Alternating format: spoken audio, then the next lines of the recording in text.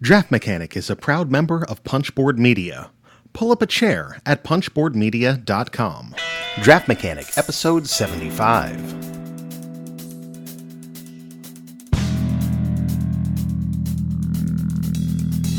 On this episode of Draft Mechanic, we're just back from Geekway to the West, which means tons of recent plays. We start off with Indian Summer, Majesty for the Realm, Topiary, and Cleanse of Caledonia, before putting Pot De Vin on tap and talking about our meetup at Urban Chestnut Brewing Company. Then we talk about Capital Lux, Castles of Burgundy the Dice Game, Carcassonne the City, and Ispahan. So sit back, relax, grab a pint, and enjoy the show. You've seen the future and it works to take a mile. You'll be all is for the best in the best of our world.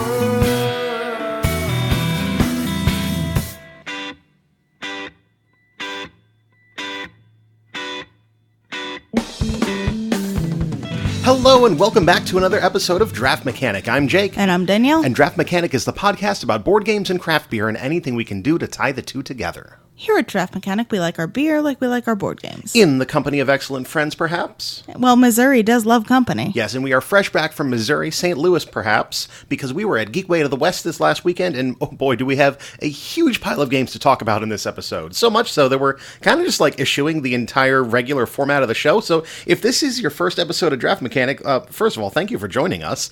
Maybe we met you over the last weekend, or maybe somebody showed the podcast to you. But this one's going to be a little bit weird in that we're just going to talk about games pretty much the entire way through. Well, we do have some beers. We have an on tap because that's kind of what we do. Mm-hmm. And we are going to talk about the meetup we had at Urban Chestnut Brewing Company, talk a little bit about their beers and their space and all that good stuff. So there is going to be some beer in there for the beer lovers. Yes, but if you are looking for more information on our show, or maybe some of the other 74 episodes we have available, draftmechanic.net is your place to go. Obviously, you can go on this podcast feed that I guess you're probably listening to us through, but social media, it's at Draft Mechanic on Facebook, Twitter, Instagram, all the usual stuff. We also have a Board Game Geek Guild, that is guild number 2470, so if you want to comment on what we're talking about in this episode, maybe some of the games we played, or any of the other episodes you're listening to, there is a thread for everything over there. If you have your own thread that you'd like to start, we'd love for you to do that. Also, if you happen to be in the Charlotte, North Carolina area, we have meetups twice a month on the first Thursday of every month at Good Road Cider Works and on the third Tuesday of every month at Salud Cerveceria. So we would love to see you come out to that. The next one is going to be on Thursday, June 7th, again at Good Road Cider Works. Yeah, and if you want to sign up on our Facebook page, we have events posted there, and you can just click, and say you're coming in. We'll all, like each other's comments in the thread or whatever. I guess that's what you do on the internet. I mean, you could also not and just show up, and it would be fine. Very brief games news that would be kind of important for us to mention, I guess. The Spiel des Jahres nominees and Kennerspiel nominees came out recently. So real quick, for Spiel des Jahres, we have The Mind, Azul, and Luxor. We talked about Azul in a featured six-pack review a few episodes back. We had a chance to finally play The Mind over at Geekway over this last weekend. We have not touched Luxor. I personally want Azul to win because I think it's a fantastic game. I agree. It is a very good game. I am a little less keen on The Mind, but that is just because I am on record as disliking mind-reading games, and this is very much what The Mind is. We've not played Luxor, so it could be fabulous, and maybe that deserves to win. Don't know. Yeah, The Mind is an interesting one because it's fun to play once or twice, and you get that rush of just like, oh wow, we played two numbers in the same order, but I don't really need to do that anymore. I feel like I can just count if I want to. I don't know. It's taking the world by storm right now, and I know Pandasaurus is bringing it over soon enough, so perhaps it will get another wave of excitement when it comes into the United States here. We certainly saw a lot of people having an amazing time playing it, oh, yeah. So, just because it's not our cup of tea doesn't mean that it's not a lot of people's. So, over in the Kennerspiel nominations, which is the quote-unquote connoisseur title that they want to bring up for the award, we have Gone Schon Clever, which is a roll and write game. Kind of interested to see how that is fitting into this particular category. That's from the same company that put out Knockmall, which we talked about, I want to say almost a year ago at this point. We also have Heaven and Ale, which we have a copy of, but not had a chance to play yet, so hopefully we'll get that to the table in a little bit. And Die Quacksalber von Quedlinburg, which I don't know anything about, but is apparently starting to get a whole lot of buzz, and I would not be surprised to see it come over here to the States in the next year or so if it does. Well, I mean, especially now. Particularly even if it wins. If it wins, and just being nominated.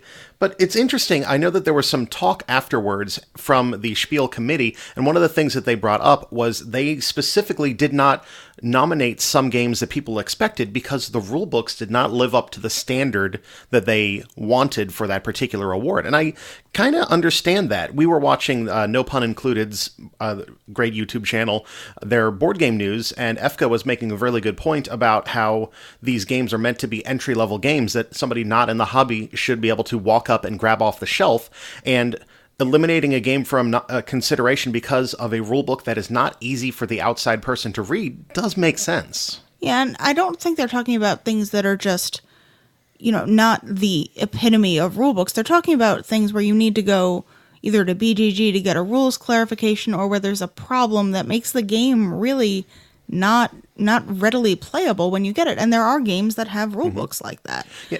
It causes a problem. I mean, even for us, if we're trying to get a game played and we're trying to find the corner cases or find the fill-ins for missing pieces of a rulebook, it causes a problem, and it definitely knocks games from the thing we're going to play right now to the thing we're going to play when we get around to it and we know what we're doing.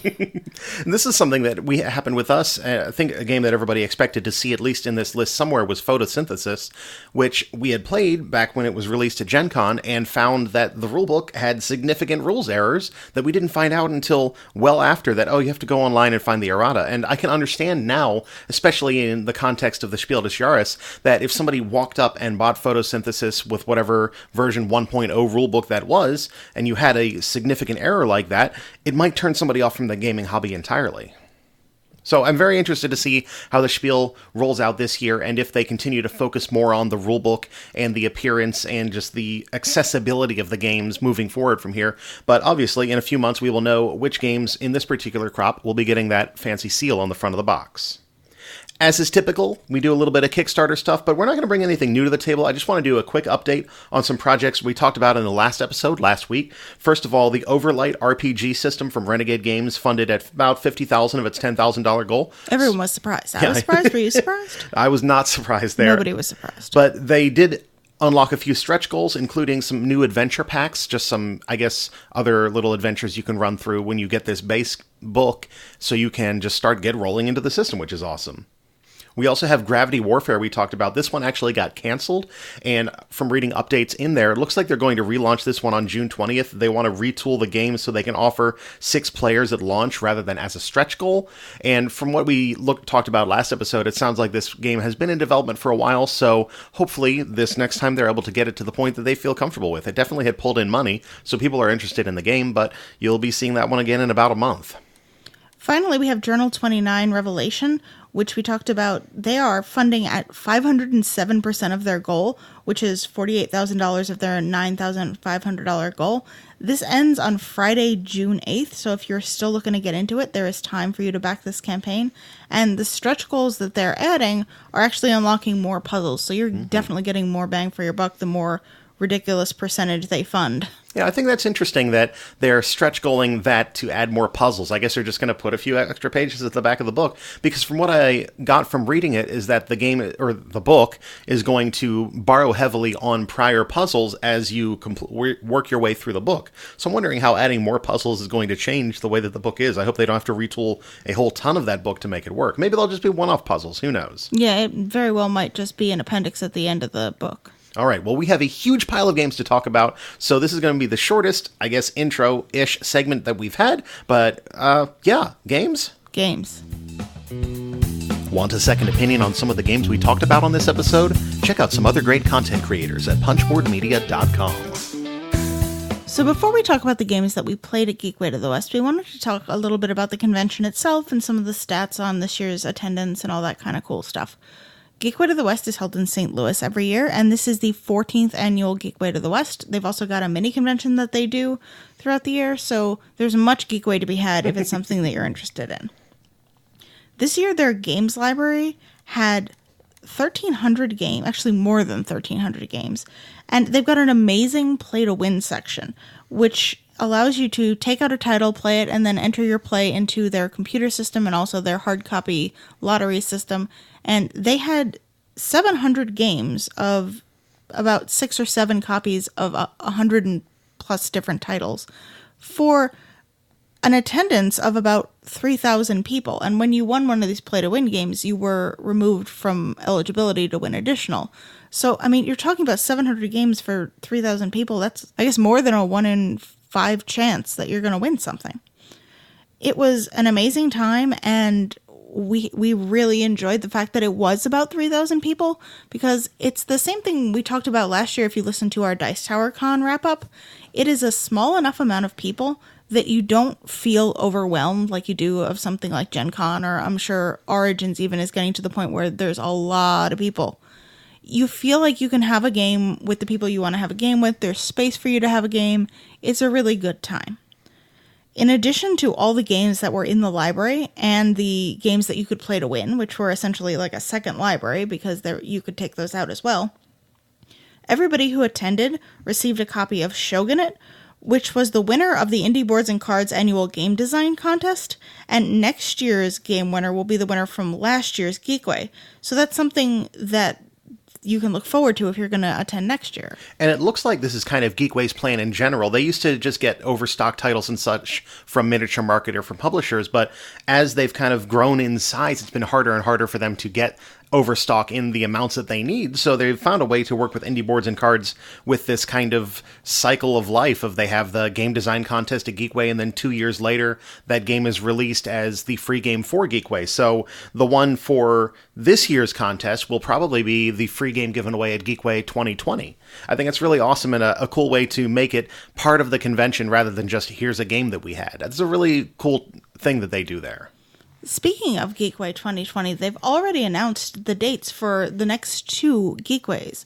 Next year, if you wanted to attend, it will be about the same time, May 16th through 19th, but they are moving it to early to mid-June on the following year in 2020.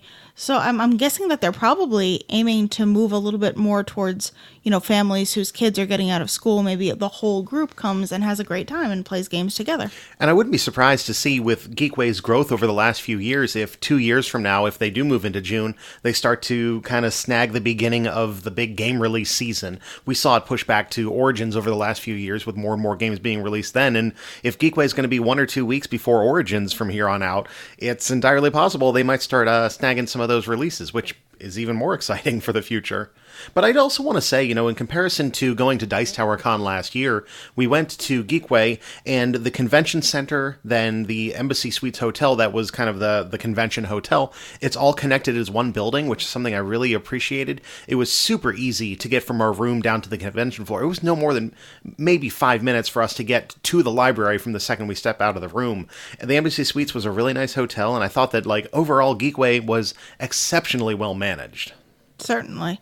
And they had additional hotel space because it is just a general commerce area. There was additional hotel space and places that you could grab lunch if you didn't want to eat at the hotel or you hadn't brought some lunch with you. So it allowed you to not feel like you were sort of isolated in one space and that was where you were. And if you left, it was a big deal.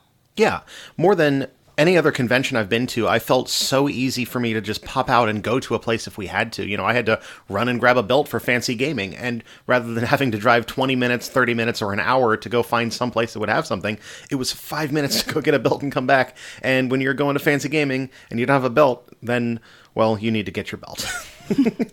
But the library, I also gotta just say overall, the library is the best library that I've seen at a games convention. Dice Tower Con had a really good library as well, so I'm not going to throw shade on them, but just the amount of things that were in the Geekway library and then enhanced by that insanely deep Play to Win collection, of which there was a lot of really new hotness. And in fact, we didn't find out until we were there, Jamie Stegmeyer's prototype copy of My Little Scythe was in the Play to Win library. And that's just such a cool little thing to have in there. And I don't think that you could ever have that at a big convention or a really big convention even in Origins, having something like that that's so easily accessible that you can go in and just grab a game and play the new hotness like that and take it on your own time instead of sitting at a table in the middle of the room where this particular game is there and you have a whole dozen people breathing down your neck the whole time. It was also really great to be able to meet up with friends that we don't get to see a whole ton, especially when our other big convention is Gen Con, which can be an absolute hectic mess for everyone, from just anybody who's trying to get in specific plays of a game to other reviewers to people who work with publishers. it is an absolute mess to try and meet up with folks at Gen Con. So it was really nice to be able to spend time with like other members of Punchboard Media that were there. We got to hang out with the Mile High Game guys, and it was a great time to just hang out and have a good time and really just play a ton of games, which is why we have this episode that is just jam-packed full of recent plays, and we have stuff we didn't even throw in this episode because we're excited to do either full 6-pack reviews or a high gravity review in one case of those games later. So keep an eye out for that. Yes. So, getting into it, very first day, very first thing we did, we went into that Play to Win library to see what was up there, and I just kind of walked up, and the very first thing I decided to grab, we grabbed Indian Summer, the 2017 release from Spiel and Stronghold Games that plays 1 to 4 players in 15 to 60 minutes. This is one of the Uwe Rosenberg's series that's kind of in that Tetramino world that he did. We obviously had Patchwork, and Cottage Garden is another one with the same box style as Indian Summer, but this is the second in a series of 3. The artist is Andrea Bokov, and this is a tile placement and pattern building game with leaves and squirrels. Definitely leaves and squirrels. Also hedgehogs, which were very adorable. In Indian Summer, you're going to start off with a forest floor board, which is made up of 6 little 12 square sections. So you've got 6 3x4 squares, which are made into one large, I guess, 9x8 square. If you can figure that out, That's 6 good. sections. Good math. And you're going to take your leaf pieces, which look a lot like the Tetramino pieces you see in something like Patchwork, and like in Patchwork, you're going to lay them out in a circle around your center board. So there is a progression through which you're going to be drawing up these leaf pieces. On your turn, you're going to take one of the usually 5, but occasionally 6 leaf pieces which are in front of you in your tableau and place it out onto your forest floor. You are trying to cover as much of the forest floor as quickly as you can, while still leaving the holes which are in each leaf piece over the bonus tiles which are drawn on your forest floor. So there's a certain number of bonuses that are on the floor before you place any leaf tiles. You want to leave the holes in your pieces on those so you can see through them. It's kind of a neat little visual thing where you can see the bonus that you're getting when you place the leaf, and the leaf tile is itself beautiful. It looks very nice when you play it. You're going to continue playing down tiles and then letting the next person go and continuing moving the beginning marker for where you're going to draw leaf tiles from that circle into your tableau until somebody has covered their entire forest floor. When they cover their forest floor, that person is the winner. There are some additional bonus tokens like I talked about before that you're going to get when you finish one of those 6 sections. You're going to get the bonus tiles for anything that you have visible through those holes, and you're going to be able to use them to maybe place an extra piece, maybe place a piece from somebody else's tableau instead of from your own. There are a whole bunch of different bonus tiles, and you're going to be able to do more if you are able to earn them. But you're never going to be able to get all of them just because of the way that the leaf pieces are shaped. So you need to make interesting decisions about which ones you really want, what adjacencies you want, how you want to cover as much ground as possible with these leaf things, because it is kind of a race. The person who covers their forest floor first is always going to be the winner unless there is a tie and 2 players cover their forest floor on the same turn, in which case the person with the most nut bonus tokens wins, and then everybody else is going to be ranked on how many tiles they have uncovered on their forest floor, with less uncovered forest floor bumping you up in the ratings.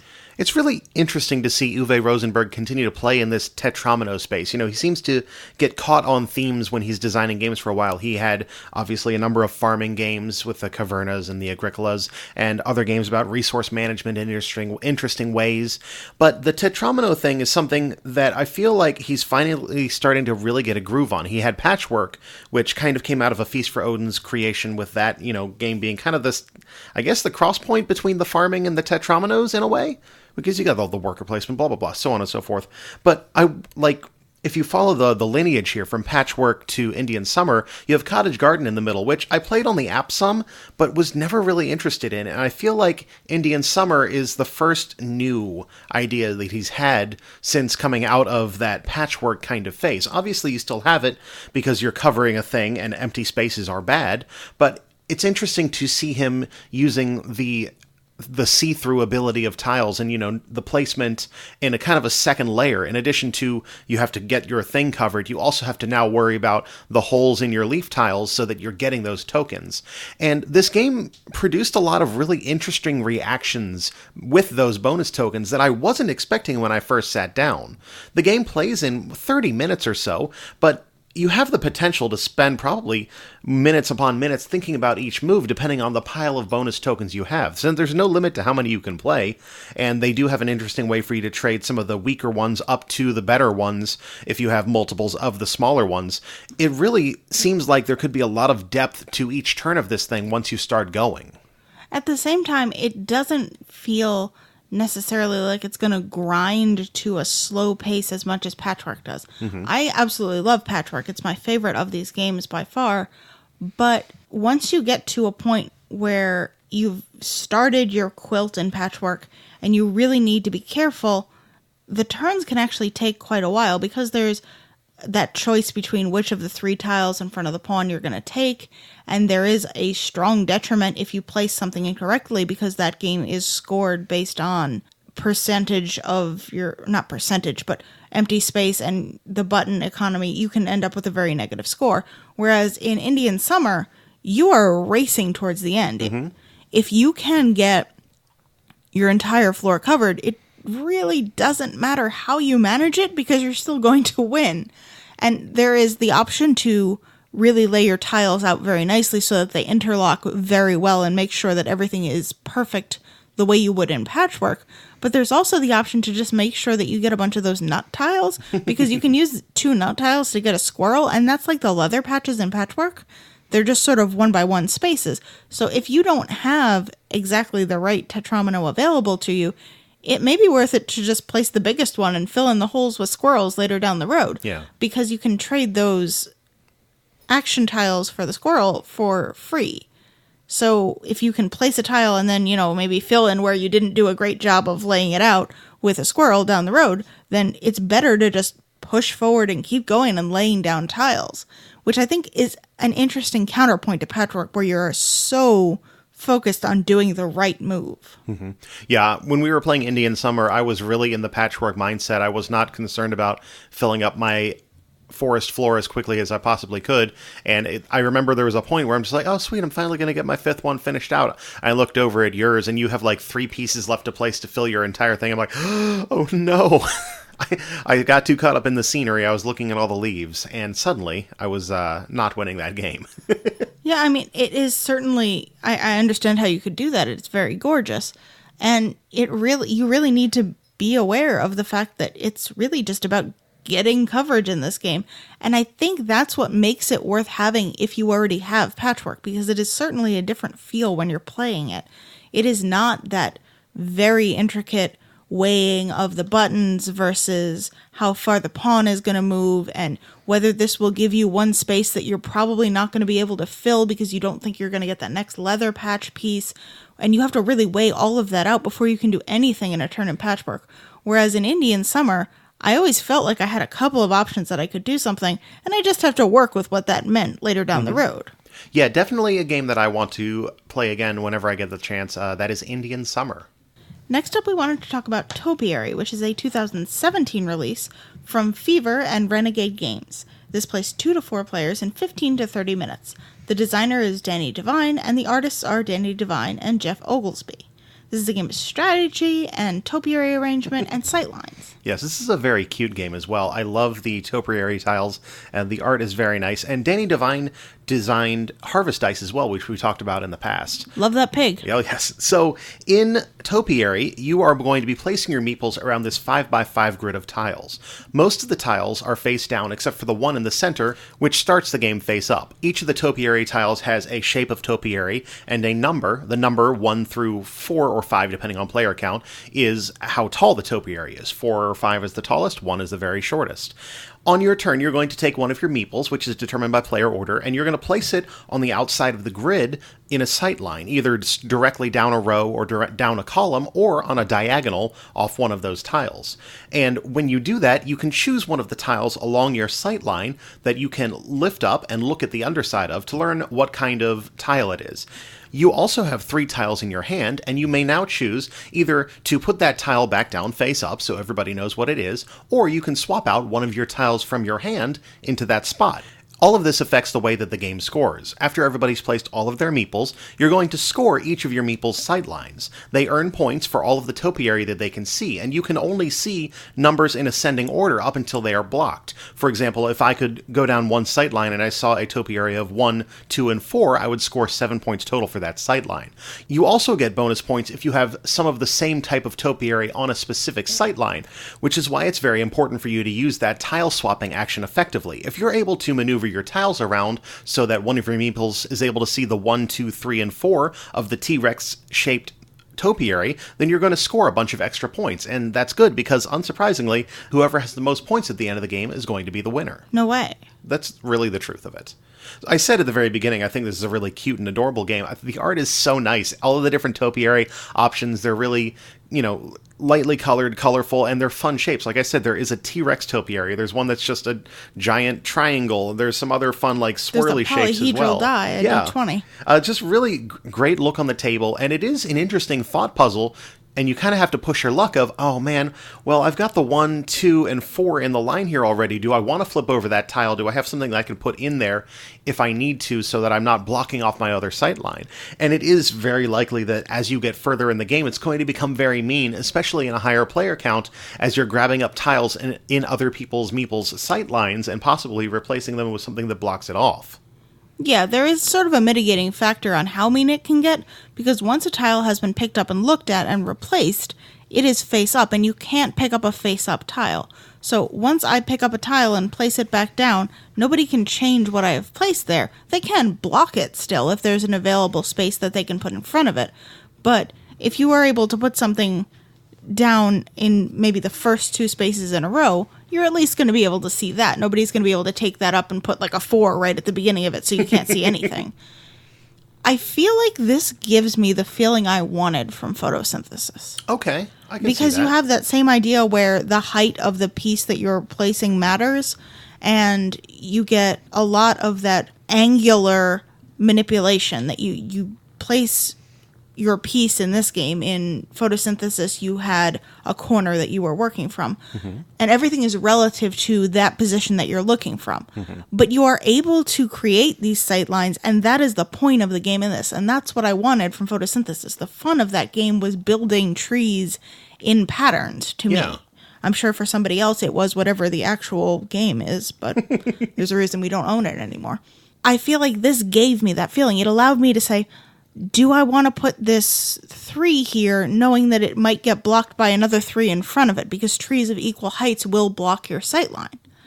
Or do I want to leave this 4 where it's advantageous for me, knowing that there's a couple of available sightlines that another player could take, and maybe they'll have another T-Rex that they can put because there's an open space. Maybe it's going to help them more than it's going to help me. Or do I want to play this other tile that's going to help me less but isn't going to help another player as much? That's the puzzle part I wanted out of photosynthesis, and I feel like Topiary gives me that. Yeah, and in a much quicker time span as well. You don't have to worry about this tertiary sun energy growth, all this stuff. You just get to have the exciting placement and sightlines that you expected to get out of that game, and I feel like Topiary does it in a quicker amount of time. Oh, certainly. In a more exciting way. Yeah, it doesn't have the table presence that photosynthesis has, but very few things do. That game, when it is fully in swing, is amazing to look at, but it is still really cute, like you mentioned, and the artwork is whimsical, and it is a clean-looking game. It's a neat-looking game on the table, if not breathtaking. And I would rather play this any day of the week. I also really enjoyed in Topiary the diagonal sight lines being in addition to your typical vertical and horizontal columns and rows. I don't know why that particular thing excited me a lot, but it just was, it's another direction that I have to look at the puzzle. So I'm getting more and more different ways to look at stuff. And I just really enjoyed it. It was a lot of fun, and I hope to play Topiary again soon. Third up in the morning, we played Majesty for the Realm, which has been getting a little bit of buzz recently. This is another one that was in the Play to Win library there at Geekway, and it was a 2017 release from Z-Man Games. Plays 2 to 4 players in about 20 to 40 minutes. This is designed by Marc-Andre, with art by Anne Heidsieck. This is a card drafting and set collection game, and, well, pretty much that. There's some nice little chaining. Danielle will talk about these things. When you start a game for Majesty for the Realm, you're going to create a biro in the center of the table, and everybody is going to place in front of them a group of locations. On your turn, you're going to be taking a card from the biro and placing it on the corresponding location. Each card can only go in one location in front of you. If you take the first card in the biro, it's going to be free. If you'd like to take something farther down the biro so that you can get a specific character to activate the ability of a specific location, you're going to need to place workers on everything that you pass up, starting from the first card that was free and moving down until the card that you take. This is going to sort of limit how much you can pick and choose because you only have a certain number of workers at the beginning of the turn. Anytime you draw more workers, because when you take a card that has workers placed on it, you get to keep those workers. But anytime you take more than fit on your reserve pool, they are going to be discarded back to the supply, but you'll get points for them. So it is advantageous to take a card that has been passed over a number of times, but you're never going to be able to just always jump to the end because you only have, I believe it's 5 workers at any start of the turn. Anyway, once you take that card, you're going to place it on the location that it corresponds to, and then you're going to take that location's action. It may be to get points for everybody at that location. It may be to get points for everybody at that location and a couple of other select locations. So as you build up all of your cards, you're going to be getting much more points from those combined locations. It may be to attack the other player with your knights. And then you're going to compare the amount of knights that you have to the amount of defenders that they have. And if you have more knights than they have defenders, you're going to take their lowest value card and send it to their infirmary, meaning it doesn't count towards any future scoring until they send somebody to the witch's hut and pull that person out of the infirmary and put them back where they belong. You're also going to get negative points for any cards you have at the infirmary at the end of the game. You're going to go until everybody's got 12 cards that they've taken from the center row. This, I believe, includes cards that are in your infirmary, but they don't count towards your scoring at the end. And then you're going to total up how many points you have in point tokens that you've taken from activating the abilities of the locations. Whoever has the majority in each location is going to get a number of points specified on the bottom of that location. And you're also going to get the number of locations at which you have active characters squared in points. So it behooves you to diversify where you're placing your workers instead of stacking them all up on one of the locations, unless that location is very, very valuable, in which case, maybe that's the way to go. Whoever has the most points at the end of the game after you've totaled up all that scoring is going to be the winner of Majesty for the Realm. I've been hearing a lot of talk about this game, and I expected to play a lot longer than it did. We definitely learned and played this game in under 30 minutes, and I think the actual play time of the game was something like 15 to 17 minutes. It goes really, really fast, but I guess that's what to be expected. You're drafting 12 cards and just raking in fistfuls of coins, and that's pretty much the whole game. We were also playing with only 2 players. I imagine with 4 players it would go, let's be generous and say twice as long, because you'd have another 2 players that are making decisions. But either way, there's no point at which I remember really toiling over a decision in this game. You either take the thing that's cheap, or you take the thing that is the thing you want, and there's some other cards that are out there as well. There's usually a best choice for you when it comes to your turn. Yeah, it's a dead simple choice, and maybe your biggest choice is, do I get the expensive card that's deeper back in the row, or do I just continue to churn points on my lower card? But it is one of the titles that was the suggested Spiel des Jahres nominees. It wasn't actually nominated, but it was one of the other recommended titles. And I can see this being a really good game for people in the vein of Splendor, where it's going to get people interested in something with quick, snappy decisions that just gets you another piece, and you're continually building this little bit of engine again and again. Yes, I can see definitely how it would be really good for that type of scenario, that type of situation. I don't particularly need to play this game again, and that is just sort of my feelings on it. It was a little bit simpler than I would have liked, which for the Spiel is, again, great stuff. But it's not something that I'm interested in playing over and over again to try and get better at, because a lot of times, like I said, there is one or two best choices for you on your turn, and that's largely dependent on how cards come out in that buy row. If you get a whole bunch of the same thing, you're going to have a very different decision than if you've got one of everything in that buy row. Yeah, to be frank, I played it once and I feel like I'm not going to get any better at it the next time I play. And that's not just because I think I'm great at this game. It's just I feel like I've gotten everything I need to out of that 20 minutes of play there. So, I mean, again, it could be the kind of thing that could be getting new people into the hobby. And it definitely is a really quick and easy throw down and play kind of game. But I feel like I want something meatier than Majesty for the Realm. I will say that there is a second set of locations on the back of the cards, so there is a little bit of replayability there, but I believe it said that everybody plays with the same set of locations no matter what, so you're really going to be playing the same type of game with a different set of locations if you use those B-side locations. All right. Well, that is Majesty for the Realm. Next, we pulled out Clans of Caledonia from the Play to Win section. This is a 2017 release from Karma Games that plays 1 to 4 players in 30 minutes per player, so 30 to 120 minutes. The designer is Juma Al-Juju, and the art is by Clemens Franz. Of course it is. I mean, you'll immediately know upon seeing the box cover.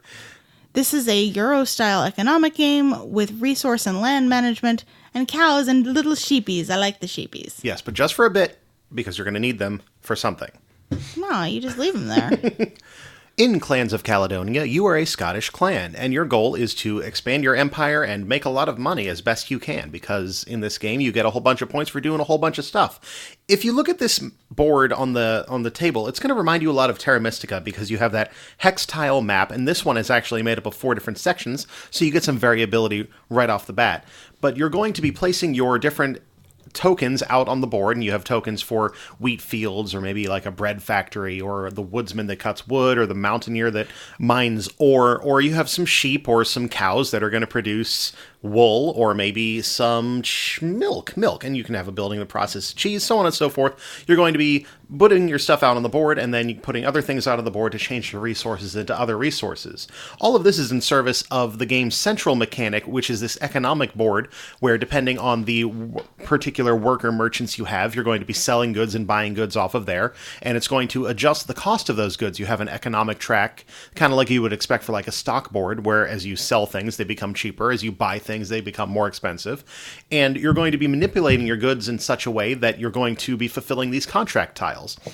You can only have one open contract tile at a time, and as the game progresses through the 5 rounds of the game, it's actually going to cost you more and more money to buy a contract, which is important because the contract payouts are victory points, or victory points on a different kind of track, or victory points on a third track, nonetheless. So many victory points. Yeah, I don't really want to get too deep into this game, because there are a whole lot of other things that are mechanically functioning in this game. Again, kind of like Terra Mystica, you get kind of some benefits if you place your particular wooden bits out onto the board next to other people's wooden bits, because then you can buy stuff at a reduced price or something like that. And there's also this other kind of value board over here where different outputs of your contracts will be worth different, and whichever one you have fulfilled the least of, overall everybody's fulfilled the least of, will be worth the most points per each of those that you had. And I really kind of want to just leave it at that so we can get into talking about the game. And basically, you're going to do a whole bunch of different things that get you a bunch of different points, and then whoever has the most points at the end of the game, what a surprise, is the one who wins. I really enjoyed the fact that when you were producing resources, you had different reasons to want to produce different resources at each point in the game. Because each of the 5 rounds, you're going to receive points at the end of the round for a different type of resources. Maybe you'll get 2 points for every processed resource, so cheese, which you need to process from milk, or bread or whiskey, which you need to process from grain. Maybe you'll get 2 points for each one of those that you have in your stock. So at that round, it really behooves you to make a whole bunch of that processed good and not spend it. Whereas in a following round, maybe you're going to get 1 point for every basic good, so you're not going to want to process that. But at the same time, you need to balance what you need for your contracts, because those contracts are going to score you a huge amount of points throughout the game if you use them correctly. And they're also going to manipulate how many points you get at the end, depending on what those payouts are. Like you said, when you pay out a contract, it's going to adjust some additional resources, which you can't make at any point. You just adjust the cost based on those contracts. And if you are really wanting to get a whole bunch of points at the end, you want to move them all up on the track, but move the one that you have the most of up the least, so that another player is going to get fewer points for their resource than you're going to get for yours. And certain contracts will move different ones of those resources. So you're always paying attention to which resources it's really advantageous to have right now, and how can I make sure that I always have enough of them when it becomes advantageous. Yeah, the resource management and production is the most exciting thing about this game, because not only are you working on processing goods, but you're also working on the values of goods and how, when you're going to send your merchants to when you move the cube to the market board. Of course. I feel weird in a way talking about this game, because mechanically I enjoyed a lot about this game. I had a lot of fun playing with the cogs of this game, but every time I think back about this game, I feel like I'm thinking about 5 or 6 other games at the same time. Like, all of the time we were talking about the production of goods, all I can think about is Oh My Goods, the Alexander Pfister card game, which, unsurprisingly, also has art by Clemens Franz.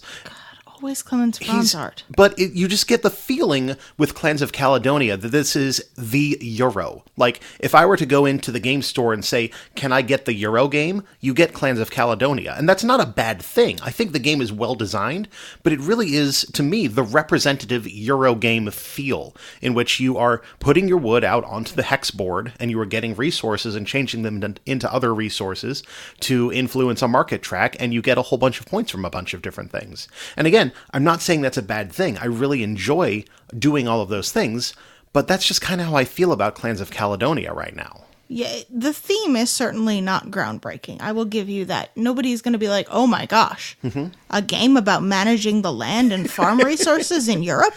No, how could you even think of such a thing? Nobody's going to be like that. But I think there are enough interesting things about this game that I want to play it again. The fact that each of the land hexes has a different cost that you're going to need to add to the price of the building that you add onto it, it makes placement interesting. And the fact that you get bonuses for spreading out across the land, but if you do so, that gives other players more chance to neighbor against you and get a bonus if they want to buy goods from the production buildings that you have on the merchant board.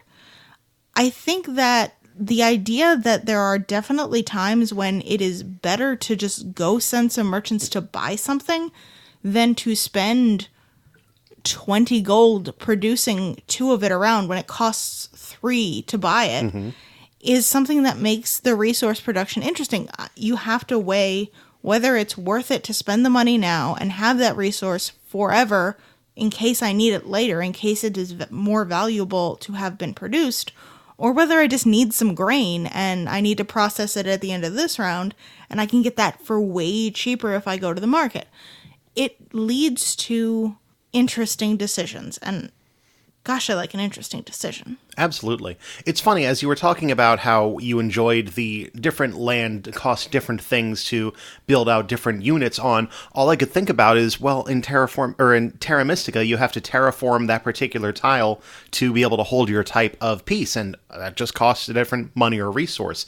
It's like, the way that I feel about Clans of Caledonia is that it borrows heavily from a lot of other Euro games, but in a constructive, in a better way. Like, I enjoy the resource management in this versus an Oh My Goods card game that was really just about, multiplying numbers. You actually feel like you're developing your goods in Clans of Caledonia. And I really like the way that the board is expanded upon, the way that you're putting your stuff out onto the board, the different costs on the different kinds of tiles, a lot more than I enjoyed in Terra Mystica. I'm not a really big fan of Terra Mystica. I just kind of find it has not aged as well as I hoped it would. And especially coming in and seeing Clans of Caledonia basically doing similar things, but in a slightly more refined way, with the way that all of your stuff is basically just goods and money. And you don't have to fumble around with a whole bunch of beans in a bowl.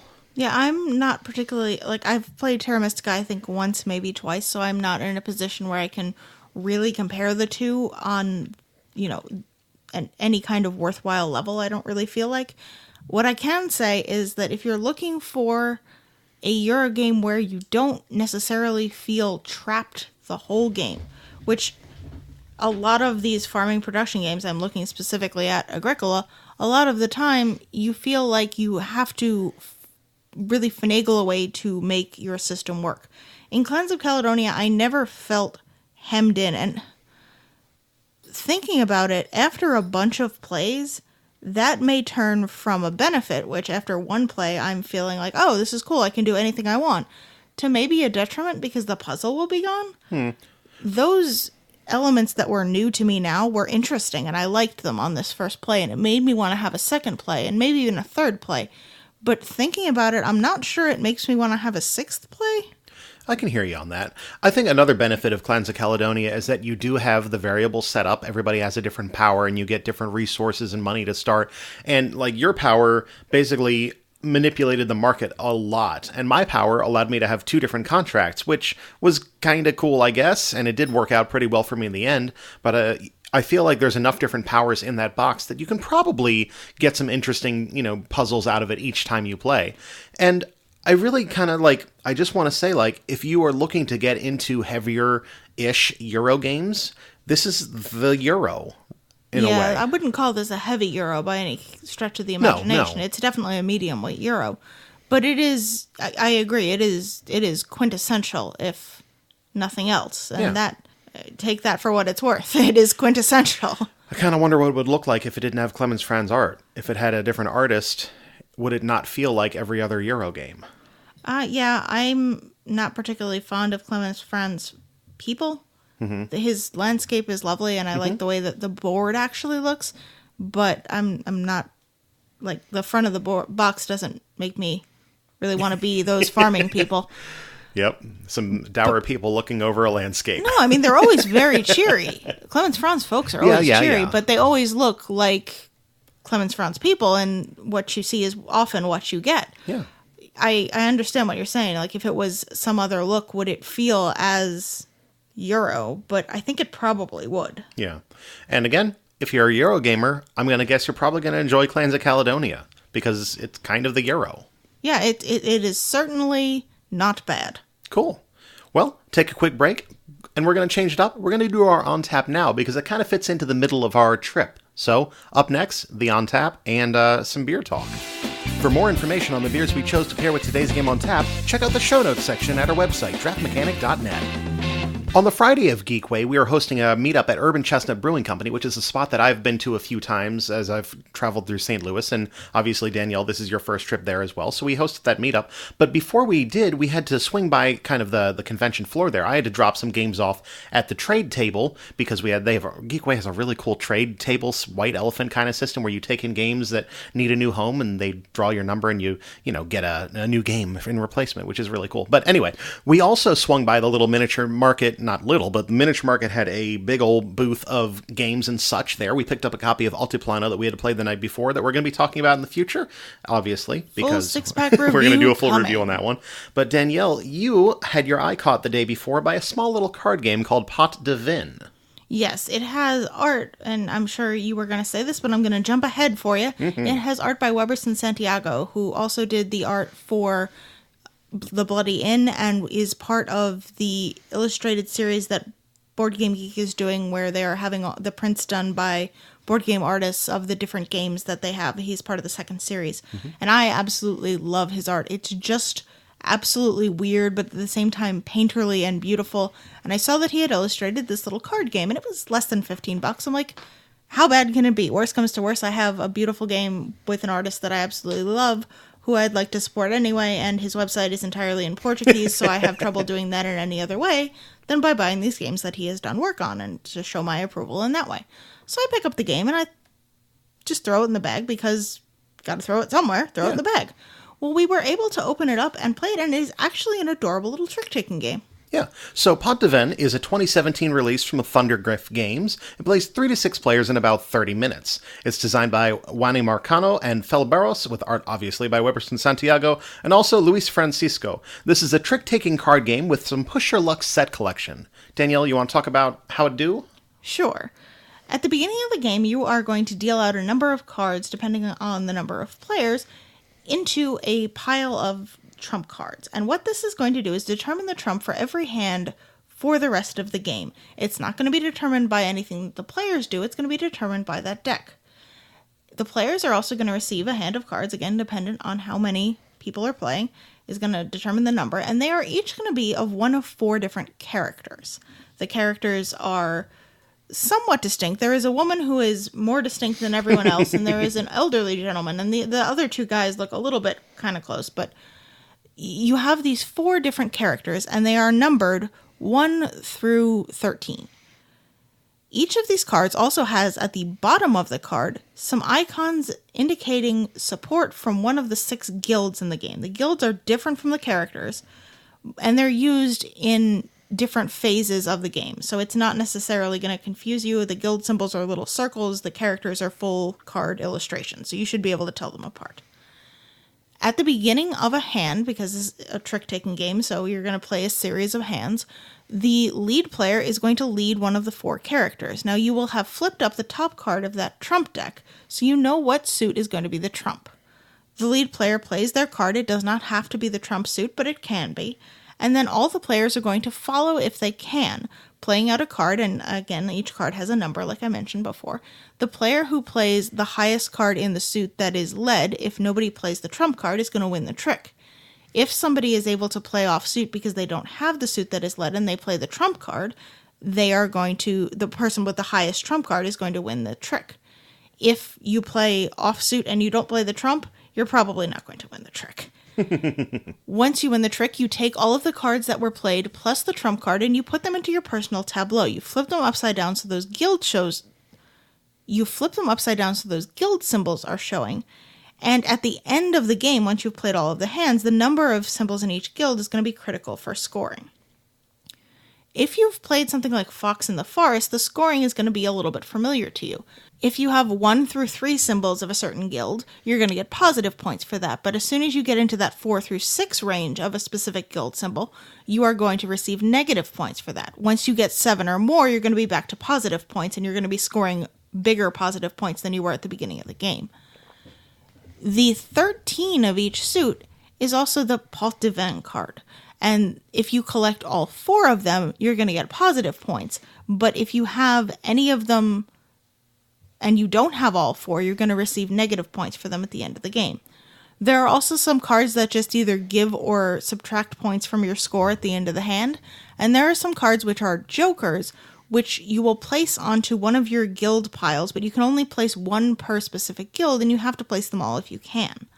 So you are going to be taking tricks, trying to keep track of which symbols you've already acquired, which symbols you want to be getting more of, and trying to avoid getting those Pot De Vin unless you can take all of them.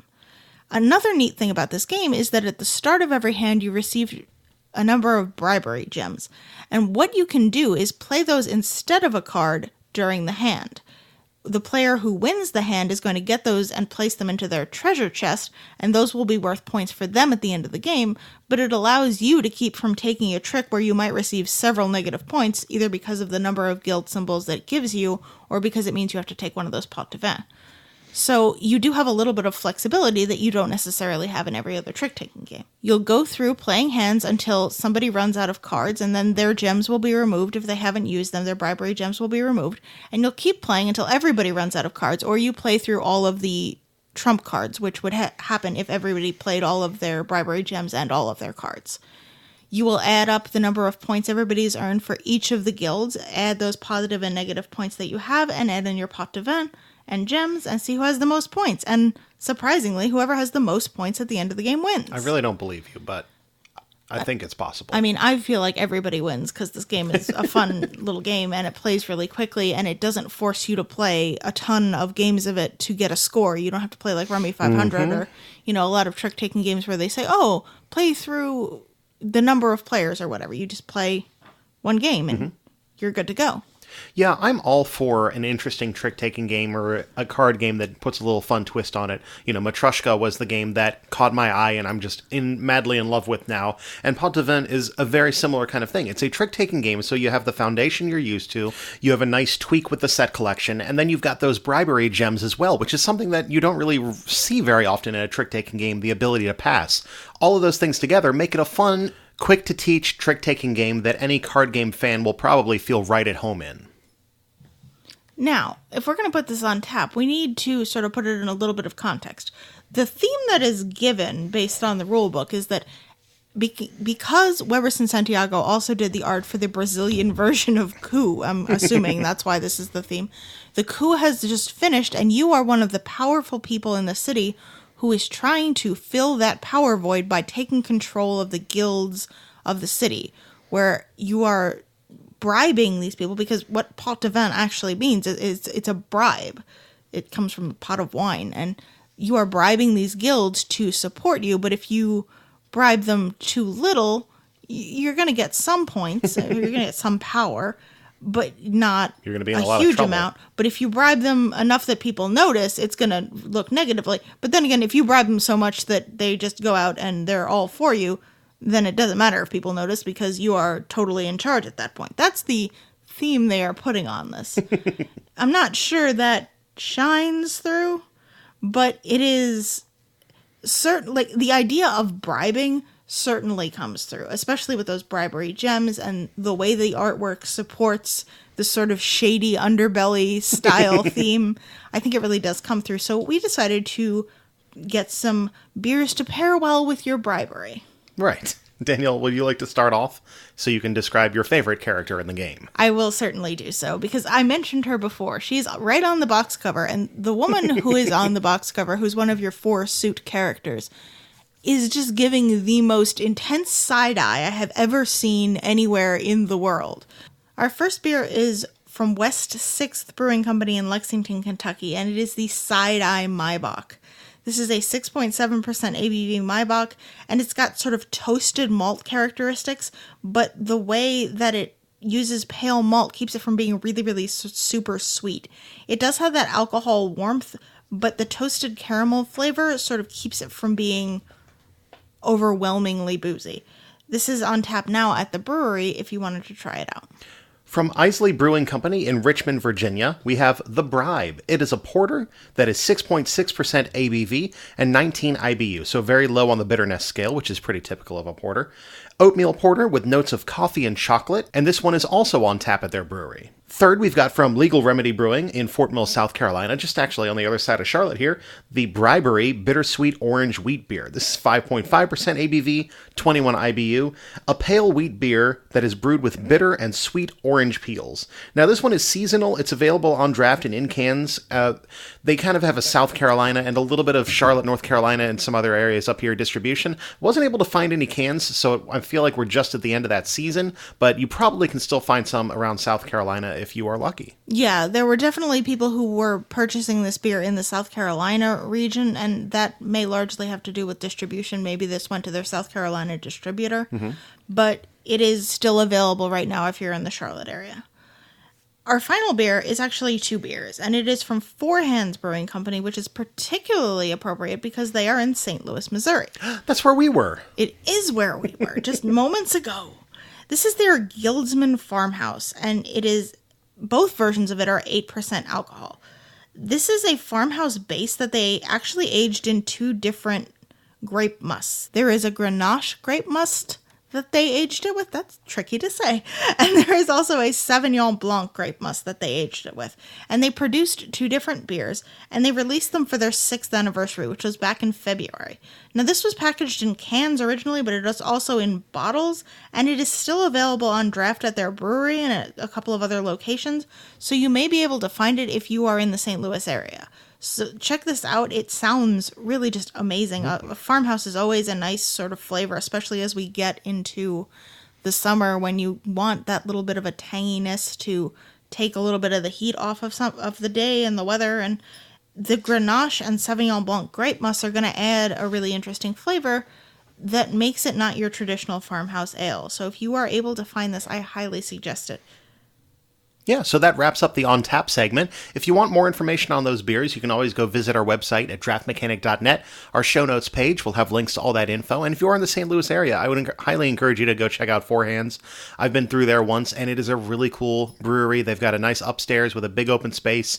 They have skee ball, and that's amazing. I love skee ball. Yes, I'm sorry we did not have time to go to Four Hands and play skee ball, but, sometimes that's how it is in life. But skee ball, husband. One of the breweries we did get to check out, and it's the one that we were playing a Pot De Vin at, is the Urban Chestnut Brewing, specifically the Grove location. We hosted that meetup that we talked about a second ago, and I just wanted to take a moment to talk about how much I enjoy going to Urban Chestnut Brewing to play board games.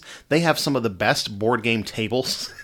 I guess, not tables for board games, but obviously they're great tables for a beer garden that are also really, really good for playing board games on. They're very wide, they're pretty well lit, and there's just a ton of open space in there. So if you're in the St. Louis area, I highly encourage you to go swing by the Grove location of Urban Chestnut Brewing Company. They have great beer on tap. They've got really good German food there as well, including some frites with really, really good dipping sauces. Yeah, it was an absolutely enjoyable time to go there. The atmosphere was nice and open and really welcoming. They had a bunch of different beers on tap, really anything you could have wanted. I know I had a Flanders Red style beer, but I also had a brown ale that was brewed with ground chestnuts, which I absolutely love. You had a Zwickel beer and something else. A whole bunch of other German styles. Had a nice alt beer. Had a nice, what was the other one? I had something else that was really good. I know they had a Radler that Cassidy was interested in. So really anything that you want, particularly if you're leaning towards those more traditional styles, they had available. And it was just a great place to hang out and play games, despite their lack of skee ball. I'm sorry.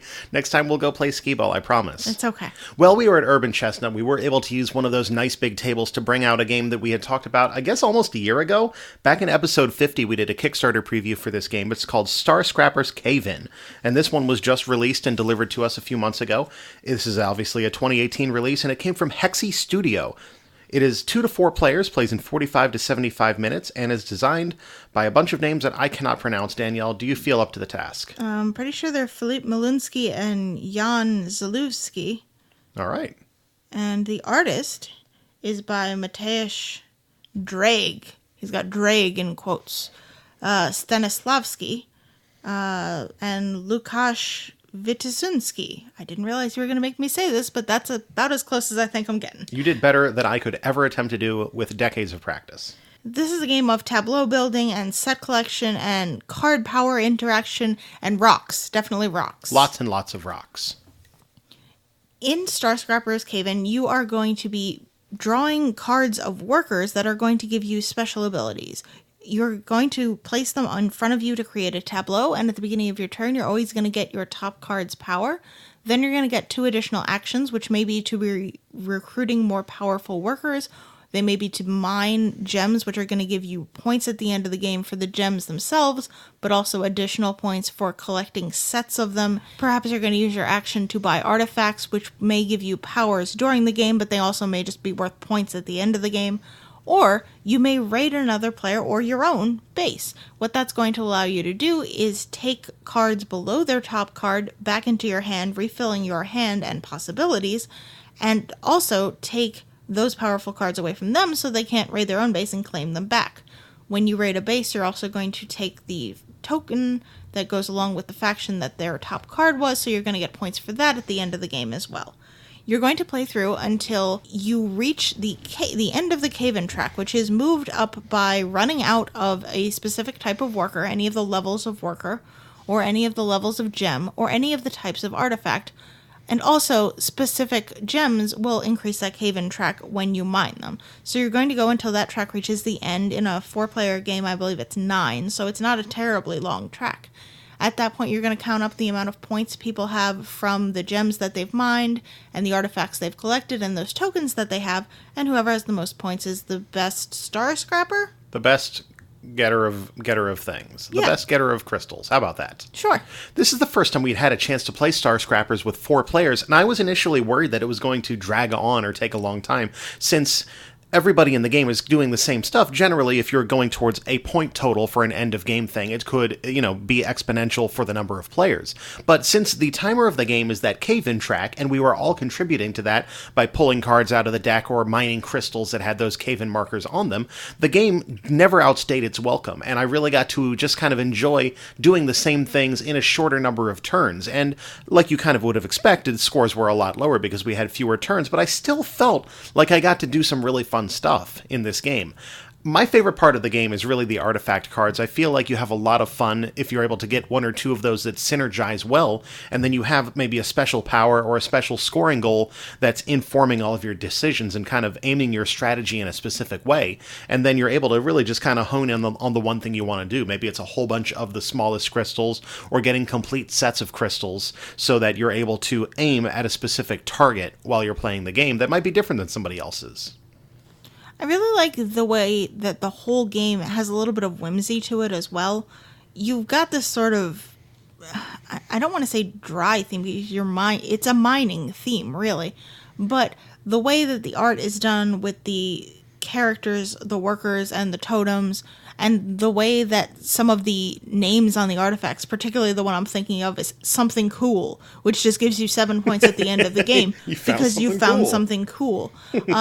The mat has sort of a fun colorfulness to it, which was an add-on for the Kickstarter campaign, if I remember correctly. Mm-hmm. But the production supports that sort of fun, not necessarily as serious as the theme might have been taken, direction that they went with it. I really enjoyed the final production on this, which was something that we didn't talk about when we talked about back in episode 50, because we were looking at a preview copy. Mm-hmm. They've also corrected a lot of the problems with the rulebook that we talk about in that. If you have listened to our episode 50 review of this game, we did have a little bit of issue with the rulebook, and they have corrected that entirely. It reads well now. Yeah, the final product looks really sharp, and this is going to be the kind of game that you're going to have to do a little bit of hunting for. But if you like having that kind of quick engine building with some interesting card play, I'd highly encourage you to give this one a shot. If you want to, you can go to their website, Hexy, HEXY-shop.com, and you can look it up there as well, and we'll obviously have links to that in the show notes.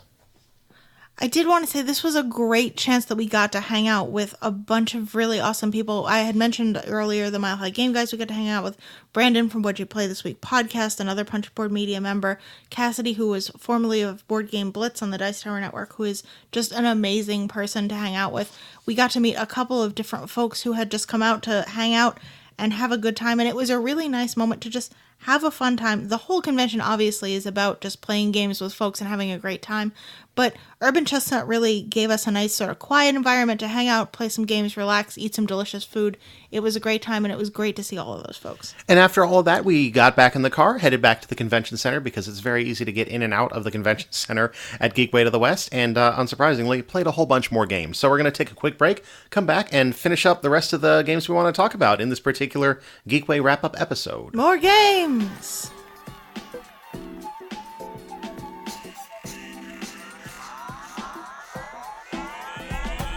As a Viking leader, I know all there is to know about runes and taking direction from the constellations.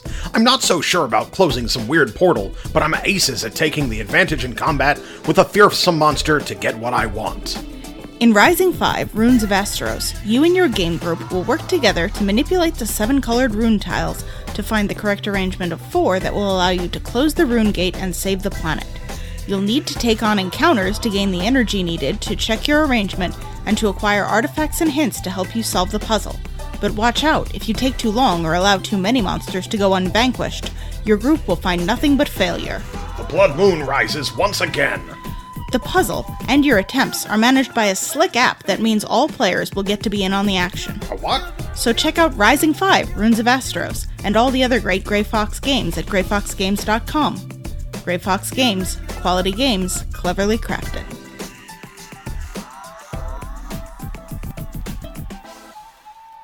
Back at the convention center, we decided to dig into Geekway's exceptionally good and deep library of games and pull out some games we hadn't had a chance to get to. And there's like a whole bunch because there's like infinity games out there in the world. So here's a few more of those games. First, we tried out Capital Lux, which is a 2016 release from Aporta Games. It plays 2 to 4 players in 30 minutes. The designers are Elif Svensson and Christian Amundsen Oatsby, and the artwork is by Kwanchai Moria. This is a card game about building your hometown, but being very careful to be second best to the capital. Capital Lux is a tableau-building card game in which you are attempting to build up a set of 4 different characters in your personal hometown tableau so that you have the most of a specific kind of character in terms of their value, but never higher than the set of cards in the center that represent the capital city. You're going to have a set of 4 character cards in the capital city, and on your turn, after we do a card draft with all the other players, you're going to start with 6 cards in your hand, and you're going to obviously take turns playing cards out of your hand. You can choose to either play them to your personal tableau, increasing your tableau hometown's value, or you can place it to that center, increasing the capital city, thereby raising the limit that you can have for your personal capital city, but also have a nice action when you play it to that capital city. It might be to draw another card off the deck so you have more options. Maybe it's to draw a card out of that tableau into your personal hometown. There's also one that allows you to assign these modifier cards that kind of secretly change the value of one of those 4 capital rows. And then there's another one that gives you a gold token that will allow you to manipulate how close or even above the capital value you're allowed to be. After you go through a round of the game and everybody's played all their cards, you're going to flip over those secret modifiers and determine the values for each of those. Anybody who exceeded is going to lose all of the cards in that particular character in their tableau, and then whoever has the highest number without going over in their tableau of a character is going to get one of the cards from that tableau so that those will go into a score pile face down. Over the 3 rounds of the game, you're going to be obviously manipulating these capital rows, and your personal hometown rows are going to be cards are going to be staying there from round to round, so you're going to be kind of continually raising all of these values as you build up the capital and your personal hometown without hopefully going over and busting, because the only way for you to get points is have cards in your tableau at the end of the game and also have won some of those majority contests at the end of each round so that you're able to get some points into your additional score pile. At the end of the game, whoever has the most points is the winner, and then you feel very good about the city you've built, but not very good, just the second best. Makes sense to me. One of the things that I find really interesting about this game is that you are constantly increasing the value of the characters in your hometown, but at the end of every round, you are going to be taking cards out of those capital piles. So you're always bringing that limit that you can't exceed down again at the end of the round, because the person who has the majority is going to be taking one of those cards from the center, and it's going to be the most valuable. That means that you've always got to be playing cards into the center to boost it back up, and there's a chance for you to really manipulate how much the limit is for each different character between rounds, because if you bring it back down and then add a lower modifier without playing any new cards, you could have a steep decrease in how many of the yellow card you're allowed to have in a round.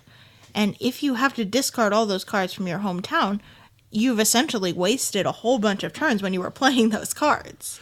Another really interesting thing to talk about this is while everybody starts with 6 cards in their hand, you might be taking actions that allow you to draw additional cards into your hand, which is good because then you have more options. But the secret other side of the sword there is that once people run out of cards, any remaining cards in your hand are going to go into your capital city. So if you haven't been smart about how you're playing those cards out, you might be stuck with a whole bunch of extra cards pushing you over one of those limits. Yeah, they're going to go into your hometown. So that means not only do you play to the capital to be able to draw that extra card, which means you're not playing into your hometown on that turn, but that extra card, it's likely if it's a high value card, you're going to want to play that to the capital as well, so you don't end up stuck with something that's going to push you over a limit, which means that that's 2 of your actions for the round that you haven't used to play cards into your hometown, which means you might not win that majority. So it's always sort of a gamble when you take that extra card, because it might cost you a bunch of actions. One thing I do really appreciate about this game is that they added in the card draft at the beginning of every round. If they didn't have the draft in this game, it could become lopsided very quickly if one player drew a whole bunch of cards that allowed them to assign all the modifiers, and maybe one person is just stuck with cards that will force them to take additional cards back out of the capital into their hometown.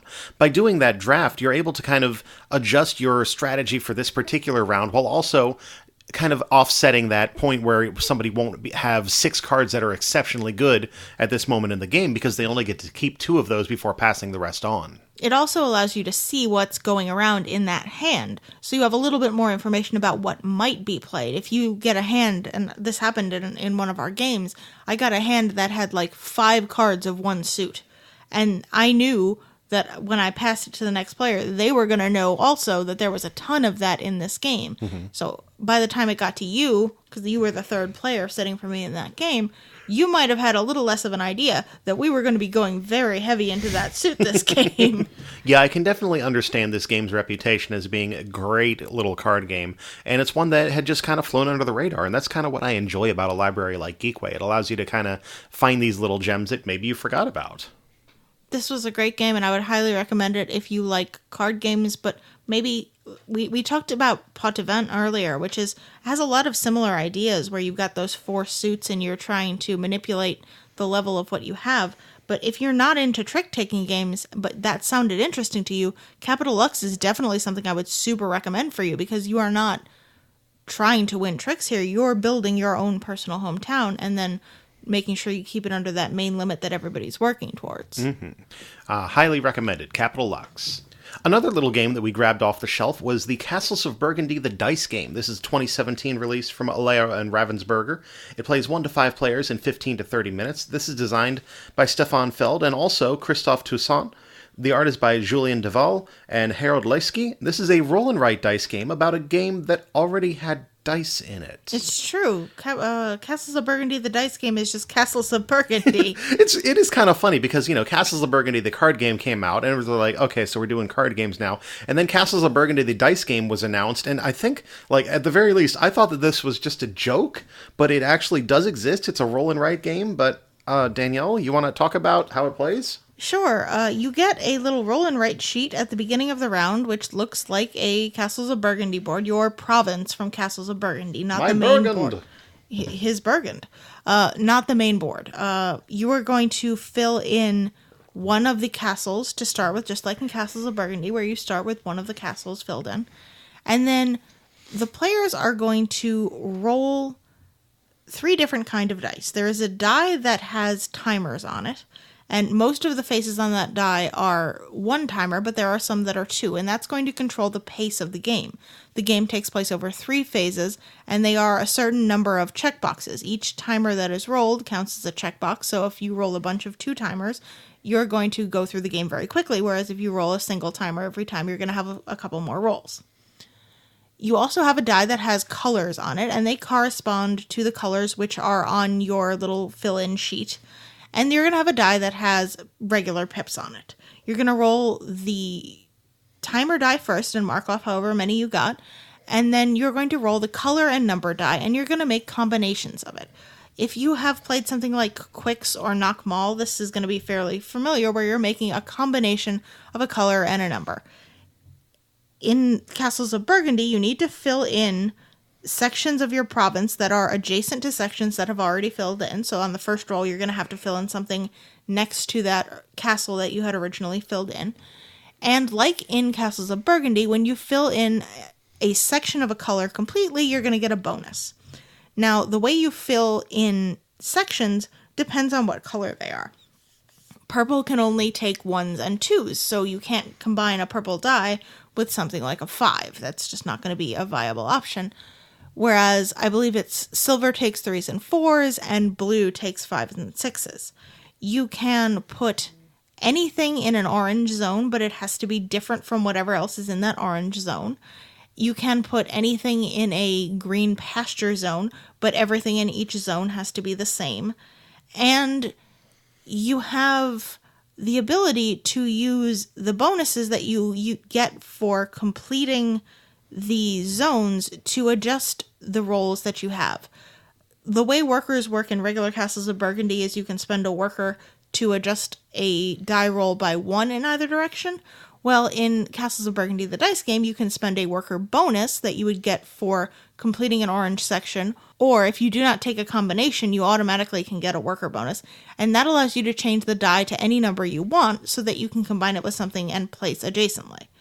You have a monk bonus, which allows you to change the color to anything you want. You've got silver, which allows you to fill in 2 different combinations on the same roll, so you are able to fill out more of your board on a single roll. And you have blue, which actually just gives you a commodity, and you can sell that commodity to get extra points and extra silver if somebody happens to roll that double hourglass symbol on the time die. You're going to go until you've completed all the hourglass checkboxes in that 3rd phase, and then you're going to count up the points that everybody got for completing sections of certain sizes. Just like Castles of Burgundy, if you complete a section, you get points based on the size of that section. And depending on what phase it's in, you're going to get more or less points. So you're going to add up all the points you got for completing sections, all the points that you got for any kind of bonuses that you had or for selling commodities, and whoever has the most points at the end of the game wins. It's fine. Yep. Can I give a colorful metaphor? Sure. Okay, this will have much more flavor than Castles of Burgundy, the dice game. I like to think of Stefan Feld games as a wide range of different Coca-Cola products I could go and get. You go to the Coke fountain, and you got your vanilla Coke, which is my very favorite. Maybe that's like a Bora Bora. And you got your Coke Zero, which is maybe Castles of Burgundy. It's very plain, but it gets the job done, and it is very satisfying. And, there's all sorts of other flavors, so on and so forth like that. Sometimes you get your Coke Zero and you pour it into your glass with the ice, and it's so great, and you're enjoying Castles of Burgundy because it's refreshing and it's getting the job done, and then you're finished with it, and then at the bottom of the glass a few hours later some of the ice is melted a little bit, and you get what we like to refer to as second drink, which exists. And that's how I feel about Castles of Burgundy, the dice game. It exists. It's an extremely watered down version of a game that I really like. How was that? Was that a good metaphor? It was a great metaphor. Oh. I can't agree with you more. This is not the game that I want to play if I want to play Castles of Burgundy. And it's not the game that I want to play if I want to play a roll and write necessarily. There was a little too much going on that didn't really feel like it was aiding in the fun that the game had. Mm-hmm. And I never really, by the end of the game, I didn't want to be playing it anymore. Mm-hmm. That's where I'm at on this. I'm glad I know that it is not for me. I'm glad I never purchased this thing, because I would buy a roll and write if I saw it. They're usually $10 to $20, and I'm going to get a few plays out of them. I'm going to feel good about it. But everything was so dull about this, and I feel so bad saying that, because I enjoy Castles of Burgundy. It's a very mechanically satisfying game. It's so much fun to play Castles of Burgundy and make those things work together. But every turn I took in the Castles of Burgundy the dice game, I just it's like having just the implication of, oh, you could be having fun, but you're doing this instead. That's kind of how I feel about it. They also don't help themselves out. The sheets are so saturated with color that the little pencils that you get to go with it are often very difficult to see. Mm-hmm. Particularly, we were playing in bright light, but I can't imagine playing this in low light with those pencils. And also, they say in the rulebook that the person who owns the game always rolls the dice. That's not the way we played, because it made no sense to me. I was like, okay, we'll just alternate rolling the dice. That's the only fun part of a dice game, is rolling the dice. Yeah, so essentially the way they tell you to play by the rules is one person gets to do all of the dice rolling, and everybody else gets to do a spreadsheet with poor pencils on too dark paper and have no fun. Here, you fill out this form and throw it away. Indeed. All right, moving on from Castles of Burgundy, the dice game. How about something that is another version that is good? Yeah, let's try another variant on a classic. We have Carcassonne the City, which is a 2004 release from Rio Grande Games that plays 2 to 4 players in 30 to 45 minutes. This is designed by Klaus-Jürgen Werder, like your regular Carcassonne is, and the artists are Oliver Freudenreich and Marco Primo. This is a game of tile placement and area control, as Carcassonne would indicate that it is, but it also has walls and a luxurious wooden box. At least if you got the 2004 edition, it does. Mm-hmm. If you got the 2010 edition, I believe it has a cardboard box, but let's pretend that didn't happen. Never existed. So I'm a big fan of Carcassonne. It was really kind of my most exciting gateway game, and to this day I still have my Carcassonne set with expansions 1 through 9. No catapult, don't even ask. But all the other stuff I've got it in the box. It was the only game I've ever made my own insert for as well. And Carcassonne the City is this thing that I always knew existed out there, but I never really thought I would get a chance to come into contact with. In fact, the only place I ever saw it was high up on a shelf of a used game seller, and I'm like, there it is, but it's far away and I don't want to spend that much money right now. And this is where Geekway to the West comes into my life, because I'm walking into the library, and on the shelf, plain as day, no glass box or, laser tripwires or anything, is a copy of Carcassonne the City, and Geekway says, you can pick up that box, you can check it out, and you can go play it. And oh boy, did I. So Carcassonne the City is very much like your base Carcassonne in that you're going to draw a tile off a stack, you're going to place it down onto the board, connecting to the rest of the tiles that have been played out so far. And depending on the features on this one, on the tile, this one has roads, like in standard Carcassonne, that you have to connect to roads, and there's also residential areas, and there are commerce areas, markets, and they have either a brown background or green background. And you're going to lay down meeples in different places to score in certain ways. But as you get a third of the way through the game, you bring in another element, which is the walls and the city gates and the kind of towers that are going to be coming around the outside of the board. Once the first scoring takes place after that first third of the game is done, you're going to take the city gate tile and place it adjacent to the tile that caused that scoring. And then players are going to take alternating turns placing these wooden wall pieces around, starting out from that city gate. So if you've played a recent game like the Palace of Mad King Ludwig, it has a very similar feel to the way that the moat builds out in that one. But the walls of the city are going to kind of continue to build out as you're also building the city tiles themselves. So when you get to after you complete the second third of the tiles, you're going to pull out double the amount of wall tiles. So you're going to be kind of rapidly ending the game and just walling yourself in as you are constructing the walls around this city, while you're also trying to complete roads, and you're trying to get your meeples in the right places in residential areas, and you're trying to get your meeples into market spaces that have the right mix of market icons on them, so on and so forth. There's also an additional element in this one that I didn't realize until I was sitting down to read the rulebook, that as you're building out those walls, you also have the option to place a meeple up on the wall as a watchman, who is going to basically have a line of sight down a row of tiles looking for a specific kind of building.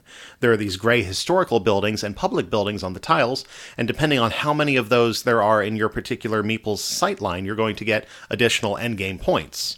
So Carcassonne the City takes your very typical Carcassonne, and then adds in these elements of the ever-encroaching walls and also the sight lines for your people standing up on the sidelines to create a version of Carcassonne that doesn't feel like it will go on forever, because every single turn of the game, you're basically setting the end of the game in front of you. You know that it's coming, and it gives you a kind of a imperative to every move that you have to make this one worth it, because you don't know when that final wall tile is going to close in. At the end of the game, you're going to score your people laying down and your people up on the walls, and you're going to get additional endgame points like that, and you're going to be left with a Carcassonne that's not just a whole bunch of square flat tiles. And I'll post pictures of this up on the website, because you've actually created a city, and then you have the gate, and you have the walls, and you have the towers that were an additional scoring that I didn't mention. But it looks like you did something, which is something that I feel like other games have tried to do, and some have done it with some success, that at the end of the game, you feel like you really made a city, which is something I never expected from a game of Carcassonne. I kind of drifted into the evaluation of this game, but this is not going to come as a shock. Somebody who was a big fan of Carcassonne getting to play the city, this was one of my favorite experiences of the con, and one of the best games that I've never expected to play. So I'll just leave it at that for now. Danielle, you want to say things? I'll be a little bit more nitpicky. There is one thing that I did find that was kind of annoying, and it was just because it was the reverse of the way regular Carcassonne works. In this game, you stand your meeples up in a field and you lay them down in a city. And that is the reverse of the way Carcassonne works, and I kept screwing it up. So I'm going to complain about it. I'll give you that. It's just something you need to pay attention to if you're playing this after having played regular Carcassonne. It wasn't actually a problem for me. It was just something to keep in mind. I did really, really like the way that as you get to placing those walls, the walls are only drawn from the bag once somebody scores. So you're constantly making the decision as to whether you want to add another round of walls, which in the early part of the game is only 2 per player, but as you get towards the end of that game, you've got 4 per player that are going to close your game off really quickly. Or you want to see if maybe you can let your field or your road or your residential area grow a little bit more and maybe not score it right now, or maybe not take those easy 2 points for that little tiny road, because you don't necessarily want to give the other person the opportunity to place on a really good sight line on the wall, or you don't want to cut off another feature that you are working on, because there's only 2 ends of the wall that you can add to. So your options are fairly limited when you're placing those walls out. And it may be worth it to make sure you get another tile in so that the wall's going to have to go around that tile instead of cutting right across. It leads to another type of decision that we don't have in any other type of Carcassonne, and I really like that. I think part of the allure of Carcassonne, especially to people getting into the hobby, like when I first started playing Carcassonne, is there's all these expansions. I can get all these new things, and we can throw them all in together, and we can make this huge, massive, crazy, wild city, but It got too big. it gets too big, and there's something to be said for restraint in game design, and going back to, not just going back to like the base game, but going to a game variant that includes restriction. And I think that's what makes the city so exciting to me, is that I get the feel of Carcassonne. I get to do my tile laying. I get to plan out for my, my end game scoring. But every decision you make, and you talked about this when you were talking about, laying out the walls. Every decision you make is, do I need the game to end sooner or later? And do I need to place this piece in a different place so as not to cut myself off? And it's a different kind of thinking that I'm used to for Carcassonne. Generally in Carcassonne, you want to make it as big and expansive as possible. You want to have that 20 or 30 or 40 tile city. But in this game, I found myself taking the option for markets that were maybe only 4, 5, 6 tiles. And the game actually rewards you in an interesting way, because the roads score slightly differently. 1, 2, or 3 tile roads score, 1, 2, or 3 points, but 4 and more scores double.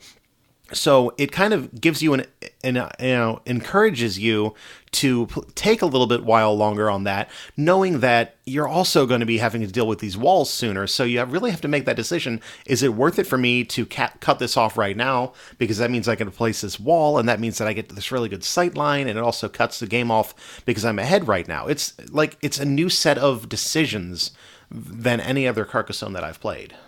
Yeah, this brings Carcassonne back to a level maybe one step above base Carcassonne. It doesn't give you the complexness that if you play Carcassonne with what I would consider the expansions that I really want, the traders and builders and the inns and cathedrals.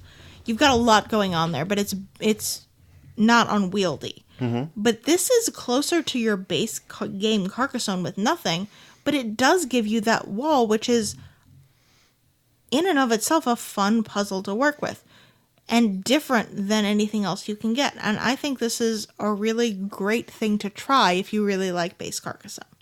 So Carcassonne the City is something that had always been on my wish list, and it's definitely at top of my wish list now of games that I wish I could get my hands on someday. So at the very least, I'm going to get to play it again in a year when I go to Geekway. So thumbs up to Geekway for having that in the library. Yeah, obviously we can't recommend you go out and buy this because it is at least $100 anywhere you're looking for it. Mm-hmm. But if you get a chance to play it, I would agree. I highly recommend you play it. Yep. So see that again at Geekway next year.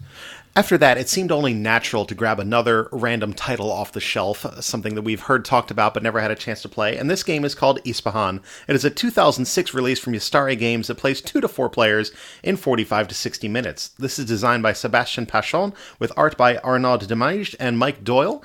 Dice action selection and area control is what you're doing in this game, and there are some really interesting game, at least I consider, game-breaking kind of power-ups that you're going to work towards as well.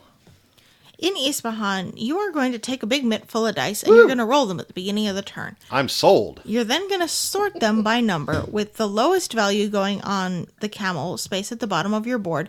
You're going to then place each increment in increasing levels until you get to the top, which is going to skip all the way to the gold. That means that some of the levels on your table, the ones that are higher up but aren't that top space, are going to be filled very rarely. That's because they reference neighborhoods which are on your central board, which are more valuable. Now, this central board is broken up into 4 neighborhoods by 2 crossing roads, intersecting roads that, make a nice X, and you've got your 4 corners of the board. In each of the 4 corners of the board, there are groups of shops which are separated by color. You are going to be placing your goods, cubes, out onto these groups of shops in order to make sure that you have a cube on each one at the end of the week. You're going to be playing over 3 weeks, and obviously 7 days in a week, because that's how weeks work. you will, on your turn, take one of the levels of dice from that board where they've been separated by value, and you're going to take one of the actions that corresponds to them. 2 actions occur on all of the spaces, so they can be taken no matter what level of dice you have. One is to draw a card, which I believe is one of what the game-breaking actions Jake was talking about a little earlier are. And the other is to move the supervisor. This is going to move a pawn that starts at the intersection of the 2 roads, and wherever he stops, if there is a good in the shop that he is in front of, it will be sent to the caravan, which is another point-scoring sideboard that I'll get to in a minute. The other options that are dependent upon which level of dice you take are, if you take the lowest level, you get a bunch of camels. That will allow you to not only upgrade your board. Gold and camels are the 2 currencies of the game, and you're going to need a combination of them to upgrade your board in front of you to get additional powers and actions depending on which buildings you build with the camels and money. Or you may be able to place your cubes into a specific neighborhood. Like I said, you're going to want to fill in a colored group of shops, and depending on the number of dice in the section corresponding to the neighborhood that you take, you're going to be able to put that many cubes into the neighborhood. When you place the cubes, you can only place them in a group of shops you've started until that shop group is complete, and then you can move on to the next group. But once a player has placed cubes into a colored group of shops, you can't place a different colored cube in there. The only way to be able to move into there is to take that movement of supervisor action to move in front of their shop and kick their cube out to the caravan.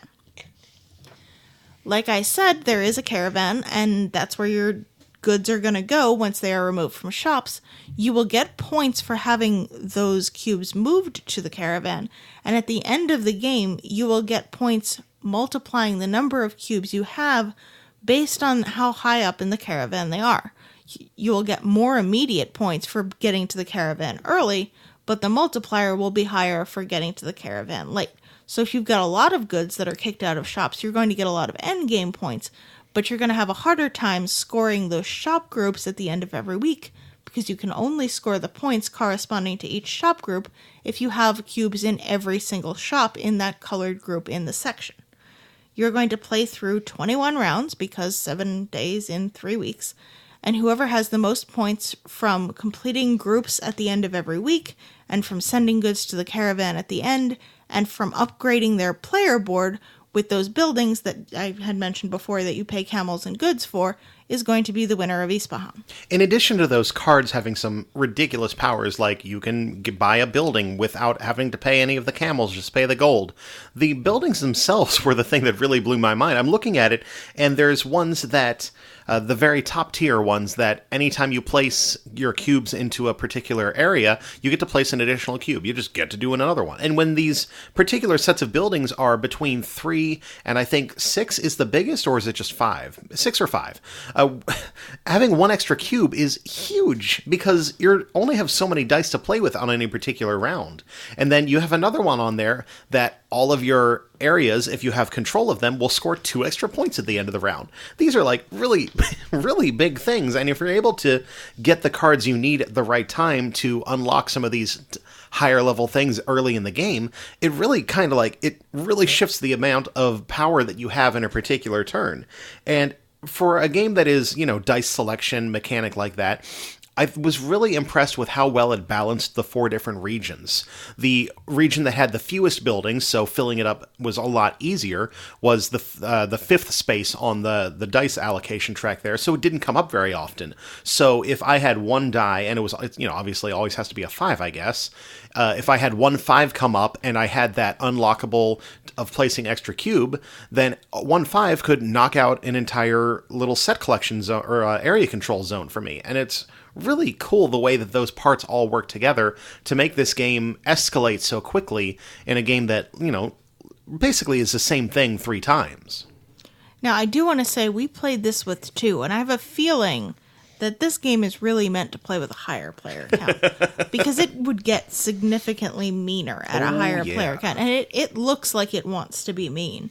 We were able to sort of stay out of each other's way with 2 players because there were enough dice that we were able to get a decent amount per zone when we were placing cubes.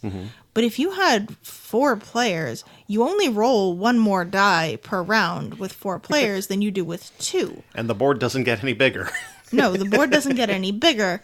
And that means that one of the mechanics that I didn't mention is that you can spend gold at the beginning of your turn if you're the first player to add extra yellow dice that only you can take.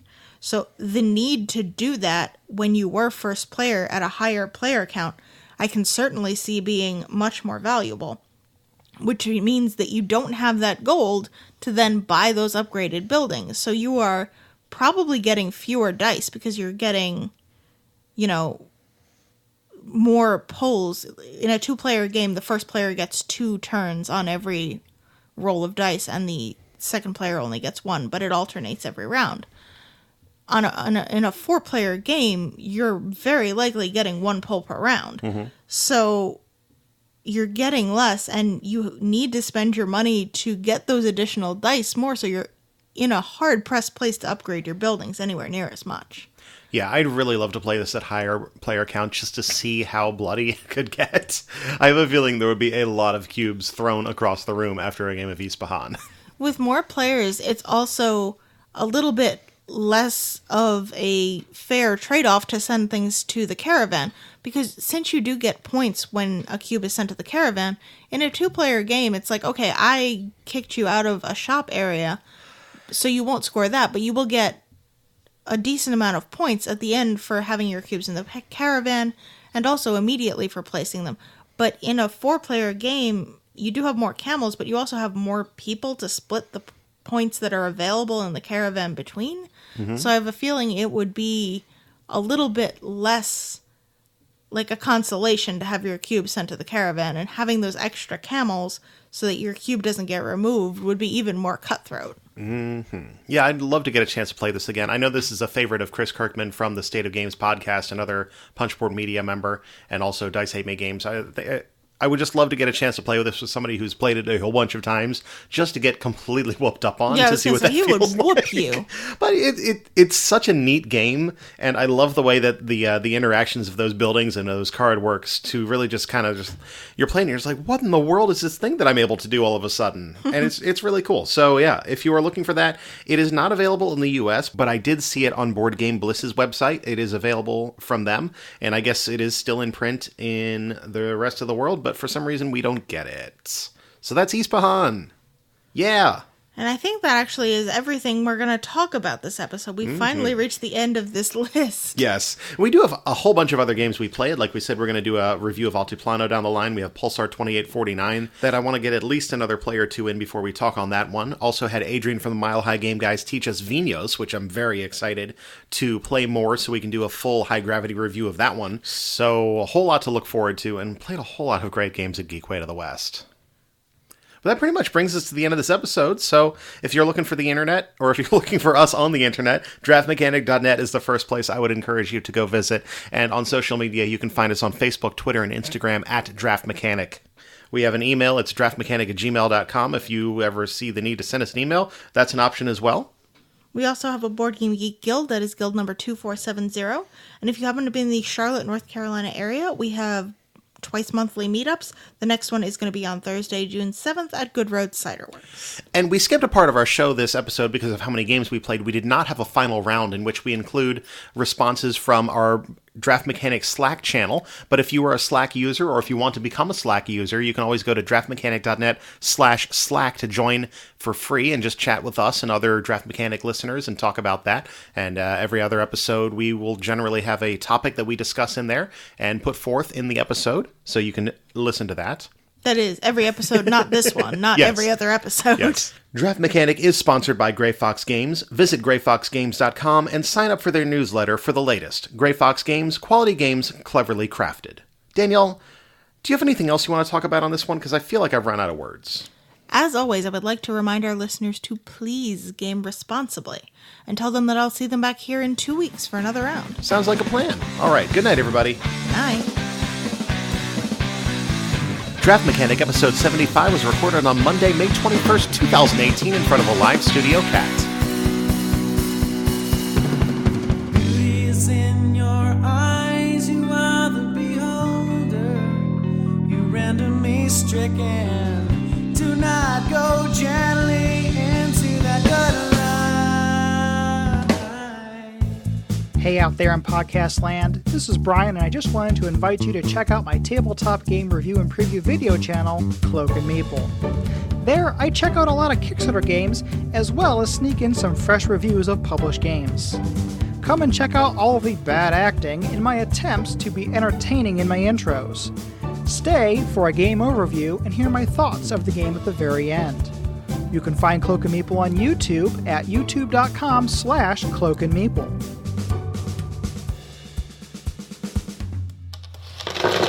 Punchboard Media, where we all bring something to the table. Pull up a chair at punchboardmedia.com.